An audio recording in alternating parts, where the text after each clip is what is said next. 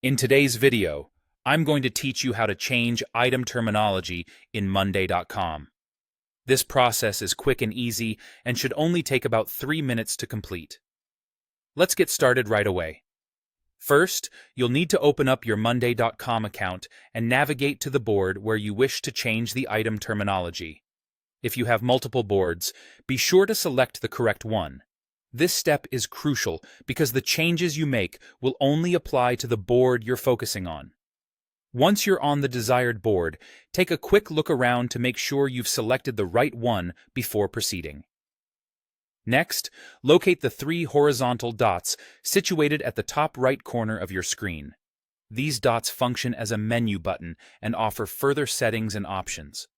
Go ahead and click on those 3 dots, and a drop-down menu will appear before you.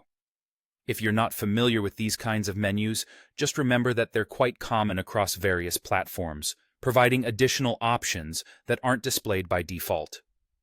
Now, as you hover over the drop-down menu, direct your attention to the Settings option. Hover your cursor over it, but don't click just yet. By hovering, you'll reveal more settings that are related to the board you're currently working on. At this point, it's helpful to have a clear understanding of what you're aiming to achieve, as this menu contains various settings that might seem overwhelming initially. With the Settings menu expanded, look for the Change Item Terminology option. This is the specific option that allows you to customize how items are referred to on your board. Click on Change Item Terminology to proceed. It's a straightforward option, but seeing it among a sea of features highlights what a useful customization feature it is for tailoring your workflow. Once you've clicked on that, you'll be prompted to select the desired item terminology. This is where you can choose the term that best represents the items on your board according to your workflow or team preferences. Common examples might include altering the term task to assignment or project, depending on your organizational needs. Take a moment to consider the terminology that aligns with your objectives. Lastly, after choosing the appropriate term that suits your needs, you'll want to finalize your changes.